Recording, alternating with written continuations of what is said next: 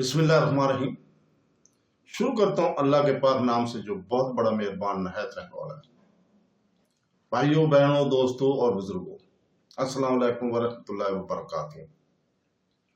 ہم قرآن پاک سے شفا اور واقعات پر مبنی اسلامی معلوماتی ویڈیو کی 112ویں قسط پیش کر رہے ہیں، اور اس ویڈیو میں ہم بیان کریں گے ہم جنس پرستی کی مذمت اور اخلاقی خرابیاں۔ دوستوں، بہنوں، بھائیوں، بزرگوں، ہم جنس پرستی اور اخلاقی بگاڑ کی مذمت قرآن پاک اور حدیث میں واضح طور پر اور سختی کے ساتھ بیان کی گئی ہے۔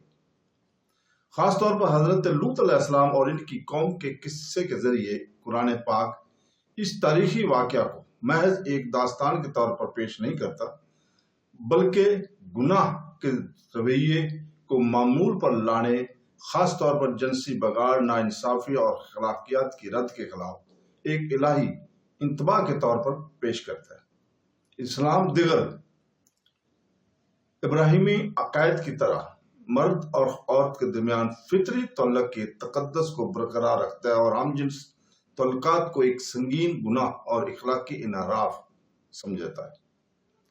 قرآن پاک نے سب سے پہلے قوم لوط کی اخلاقی خرابی کی تعارف سورہ اعراف آیت نمبر 80 اور 81 میں کیا ہے، جس میں کہا ہے کہ اور جب اس نے اپنی قوم سے کہا کہ کیا تم ایسی بے حیائی کرتے ہو جو تم سے پہلے دنیا والے میں سے کسی نے نہیں کی ہو، تم عورتوں کو چھوڑ کر شہوت کے ساتھ مردوں سے رجوع کرتے ہو، بلکہ تم فاسق لوگ ہو۔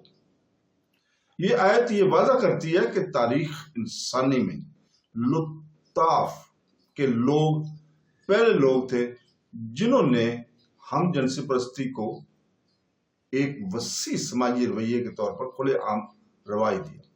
قرآن پاک ان کے اس عمل کو فحشہ، بے حیائی اور اسراف، فساد کے طور پر بیان کرتا ہے۔ اصطلاحات کے گناہ کی شدت کو ظاہر کرنے کے لیے استعمال ہوتی ہیں۔ سورہ الاشارہ کی آیت نمبر 165 اور 166 میں حضرت لوط ان کے رویے کی مذمت کرتے رہتے ہیں، اور قرآن پاک کہتا ہے کیا تم جہانوں میں مردوں کے پاس جاتے ہو اور جو تمہارے رب نے تمہارے لیے جوڑا بنایا اسے چھوڑ دیتے ہو، لیکن تم تو حد سے گزر جانے والے لوگ۔ یہاں قرآن پاک فطری حکم کی تصدیق کرتا ہے کہ مردوں کو عورتوں کے درمیان ساتھی تلاش کرنے کے لیے پیدا کیا گیا ہے، اور اس ڈیزائن سے انحراف کو خالق کی حکمت کے خلاف بغاوت سمجھا جاتا ہے۔ نبی کریم صلی اللہ علیہ وسلم کا ان کے اعمال کی تردید پختہ ہے، اور وہ انہیں نتائج سے خبردار کرتے رہتے ہیں، لیکن اصلاح کرنے کی بجائے وہ اس کے مذاق اڑاتے ہیں اور ان کی راست بازی کے لیے اسے جلا وطن کرنے کی دھمکی دیتے ہیں۔ تو دوستو، ان کا جواب ہے سورہ النمل کی آیت نمبر 56 میں مفصل ہے۔ کہا ہے کہ لیکن اس کی قوم کا جواب سوائے اس کے کچھ نہ تھا کہ انہوں نے کہا کہ لوط کے گھر والوں کو اپنے شہر سے نکال دو، بے شک یہ لوگ پاکیزہ ہیں۔ یہ آیت بتاتی ہے کہ اخلاقی فساد اس حد تک معمول بن جاتا ہے جہاں پاکیزگی اور حیا کا مذاق اڑایا جاتا ہے، اور یہ بات اس بات کی عکاسی کرتی ہے کہ جب کوئی معاشرہ گناہ میں گہرا غرق ہو جاتا ہے تو وہ لوگ جو شائستگی کا مطالبہ کرتے ہیں انہیں کس طرح باہر کے لوگوں کی طرح پر دیکھا جاتا ہے۔ تو دوستو، آخرکار جب اہل لطائف نے ہر تنبیہ کو نظر انداز کیا تو اللہ تعالیٰ کے حکم سے وہ تباہ ہو گئے، اور سورہ الحجر کی آیت نمبر 73-74 میں قرآن میں پاک فرماتا ہے پس انہی سورج نکلتے ہی دھماکے نے آ پکڑا، اور ہم نے شہر کے سب سے اونچے حصے کو اس کا سب سے نیچے کر دیا اور ان پر مٹی کے پتھروں کی بارش کر دی۔ یہ تباہی ان لوگوں کے لیے اللہ تعالیٰ کی سخت عذاب کی یاد دہانی ہے جو اس کے قوانین اور فطری نظام کے خلاف کھلم کھلا بغاوت کرتے ہیں۔ حدیث پاک میں ہم جنس پرستوں کی اعمال کی مذمت اس سے بھی زیادہ واضح ہے۔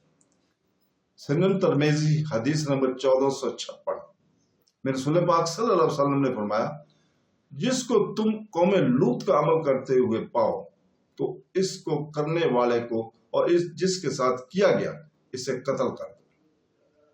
اس حدیث کی قانونی احکام کے تناظر میں علماء نے مختلف تشریح کی ہے، لیکن اسلامی اخلاقیات میں اس عمل کی شدت کے بارے میں کوئی شک شبہ نہیں چھوڑتا تھا۔ نبی کریم صلی اللہ علیہ وسلم نے اس گناہ کو انتہا سنگین سمجھا کہ اس نے اسے ایک انصاف پسند ریاست کے زیر انتظام اسلامی قانون فریم ورک کے تحت سزا موت سے جوڑ دیا۔ مزید برآں صحیح مسلم حدیث نمبر 2859 میں رسول پاک صلی اللہ علیہ وسلم نے فرمایا، حیا ایمان کی ایک شاخ ہے۔ اس کا مطلب یہ ہے کہ شرم اور حیا کا کھو جانا اخلاقی بدعنوانی کو روکنے والی خصوصیات ایمان کی کمزور ہونے کی علامت ہے۔ جب کوئی معاشرہ گناہ کو جائز قرار دینے یا منانے لگتا ہے تو وہ اپنی حفاظتی رکاوٹ کھو دیتا ہے، شرم اور عذاب الہی کا نشانہ بن جاتا ہے۔ اسلام افراد کے خلاف نفرت کو فروغ نہیں دیتا، لیکن یہ اس فعل کی سختی سے مذمت کرتا ہے اور توبہ کا مطالبہ کرتا ہے۔ اللہ تعالیٰ سورہ الزمر آیت نمبر 53 میں فرماتا ہے، کہہ دیجئے کہ اے میرے بندوں جنہوں نے اپنی جانوں پر زیادتی کی، اللہ کی رحمت سے مایوس نہ ہو، بے شک اللہ تمام گناہوں کو بخش دیتا ہے۔ اس طرح ایسے کاموں میں ملوث افراد کو توبہ اور اخلاقی اصلاح کی طرف بلایا جاتا ہے۔ اسلام کا نقطہ نظر نہ صرف قانونی ہے بلکہ گہری روحانی ہے، جس کا مقصد انسانی رشتوں کی پاکیزگی، توازن کو برقرار رکھنا جیسا کہ اللہ نے مقرر کیا ہے۔ تو دوستو اس کے ساتھ ہی ہم آج اجازت چاہتے ہیں، کل تک کے لیے انشاءاللہ تعالیٰ کل اسی وقت پھر حاضر ہوں گے۔ اللہ حافظ۔